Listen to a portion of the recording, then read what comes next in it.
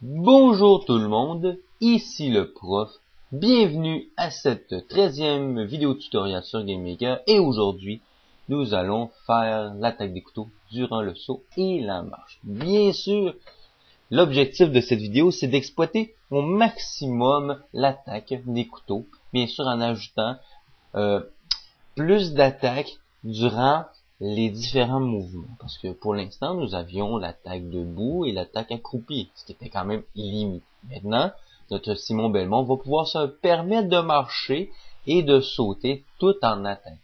Qu'est-ce qu'il faut faire? Bien sûr, c'est ouvrir son objet de Simon Belmont. En passant, désolé pour ma voix un peu trop sensuelle, petit mal de gorge. Il faut bien sûr faire la même procédure, en tout cas une procédure qu'on commence à connaître très bien parce qu'on la répète souvent, mais comme je dis et je redis, et je vais redire souvent, c'est bien de répéter parce que c'est en répétant qu'on apprend. Bon, ce qu'on veut faire, bien sûr, c'est d'observer les actions qu'on a dans notre dossier sprite de Simon Belmont. On voit qu'on a Simon Belmont à l'arrêt, Simon Belmont qui marche, Simon Belmont accroupi, Simon Belmont qui saute, Simon Belmont qui saute et en marchant. Si vous vous rappelez des vidéos précédentes, à un moment donné, il a fallu faire Simon Belmont qui, bien sûr, saute quand il est à l'arrêt et qui saute aussi quand il est en déplacement. Parce que les deux, au bout du compte, avaient une finalité différente quand ils touchaient le sol. Dans un cas, l'un devait arrêter et dans l'autre cas, l'autre devait continuer de marcher. Bon, ce qu'il faut faire, bien sûr, la routine, quoi. On prend notre variable qui va toujours poser une question. Si l'image est égale à l'image qu'on va mettre ici, qui va être Simon Belmont, sûrement qui marche ou qui saute, un des deux. N'oubliez pas que mes vidéos, j'y commence après les avoir fait. C'est qu'on met son sprite index. On met la valeur, bien sûr, de notre sprite, qui est ici Simon Belmont. Et bien sûr, quand cette image-là, cette action-là va équivaloir ceci, quand on va faire la touche d'attaque, qui est dans mon cas le C, mais dans la prochaine vidéo, je vais en ajouter une nouvelle qui va être beaucoup plus ergonomique. Si je me trompe pas, je crois que c'est le G. Et bien sûr, on ouvre les blocs pour faire l'action qui va être à l'intérieur des blocs. Et qui va être bien sûr la même que les autres, ça va être de lancer le projectile qui va être le couteau. Et bien sûr, il va y avoir changement de sprite, d'animation, de sprite, parce que c'est simplement une image, il n'y a pas d'animation là-dedans, il n'y a pas plusieurs images. Ça fait que l'objet, bien sûr, c'est toujours le couteau, faut pas se tromper de couteau de direction, qui est le droit. Et pour bien s'assurer qu'on va utiliser les bonnes directions, on peut regarder ce qu'on avait déjà fait précédemment. Ok. Ici, on voyait bien que les X c'était à 15, les Y à 10. Ça, les X, on sait que c'est l'axe horizontal et Y l'axe vertical. Okay? La vitesse 10 et la direction 360 ou sinon 0. Vous pouvez toujours prendre un rapporteur d'angle et vérifier dessus, ou sinon aller sur mon site, il y en a un que j'avais déjà monté auparavant dans une vidéo. Bien sûr, on change le sprite. C'est moins compliqué de prendre simplement une image unique qu'une animation. Parce que l'animation, ça se répète. Et quand on veut pas que ça se répète, il faut créer un autre objet. Et ça devient très compliqué. Bon, ici, vous voyez que Simon Belmont y attaque, mais il poursuit son déplacement. Ok?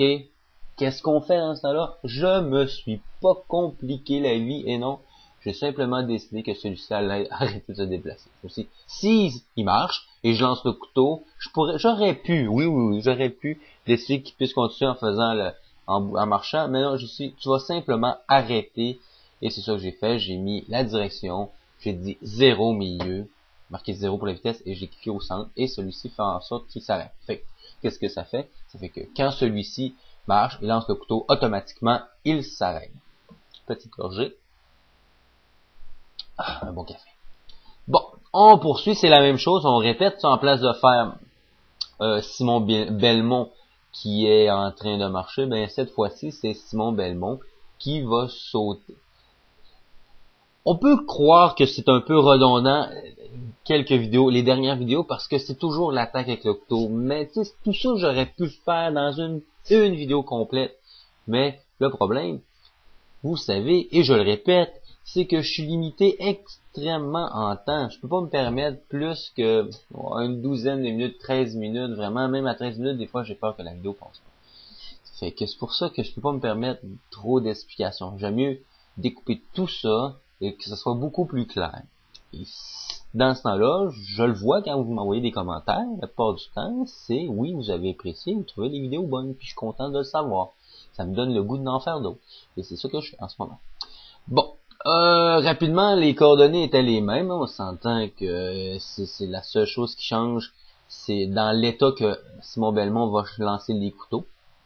C'est quand il saute. C'était toujours la même poutine. C'est que sur l'axe des X, c'était 15, Y 10, la vitesse 10 et la direction 360.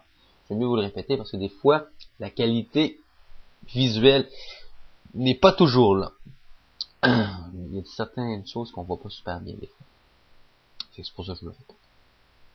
Et bien sûr, là, on n'aura pas besoin de le stopper. On s'entend parce que il va être dans les airs et précédemment, dans l'autre vidéo, quand Simon Belmont atterrissait sur le sol, il avait l'animation de déplacement. Okay. Ouais, là, vous voyez, c'est intéressant ce que ça fait quand il saute. C'est différent. Faut pas oublier que là, j'ai mis l'action de sauter. Là, j'essaie vers la gauche, mais ça marche pas. Là. On s'entend, c'est juste vers la droite que je l'ai fait.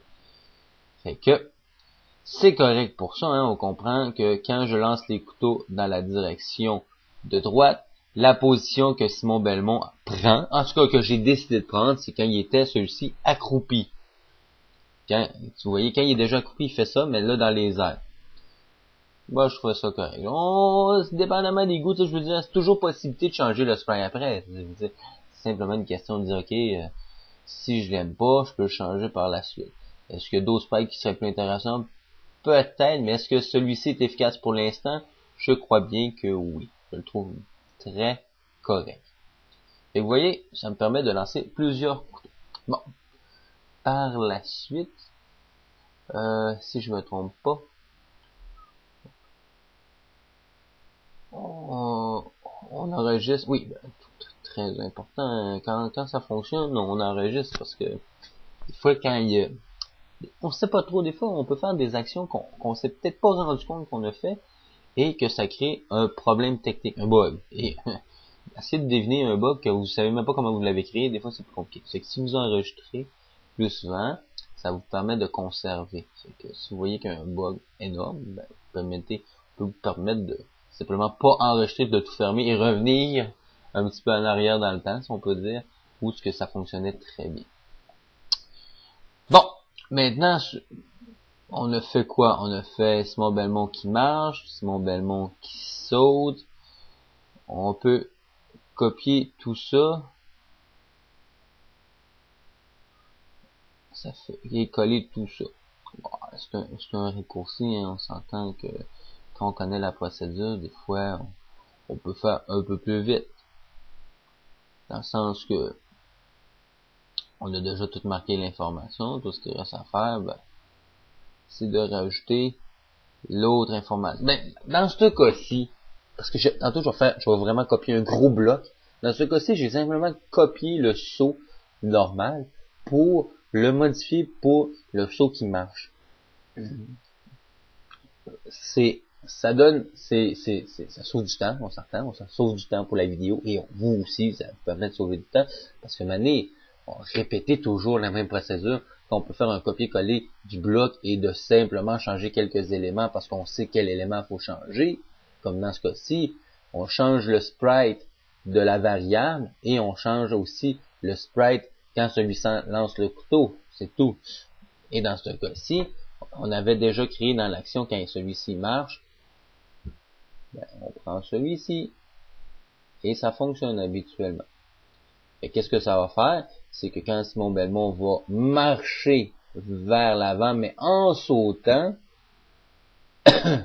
il va pouvoir lancer ses couteaux en se déplaçant, en sautant, ce qui est différent de l'autre quand il marche au sol. Quand il marche au sol, on le fait arrêter. Est-ce que je vais changer plus tard? Je le sais pas. Si techniquement je me rends compte qu'il y a plus de potentiel de permettre à Simon Belmont de marcher et de lancer des couteaux. Mais dans les deux cas, je vais l'observer parce que je vais en avoir un qui va pouvoir avancer tout en sautant et l'autre, ça va être simplement, il va arrêter automatiquement. Okay. Ça, vous savez, hein, c'est du essai-erreur. Puis quand ça fonctionne, habituellement on le garde. Bon.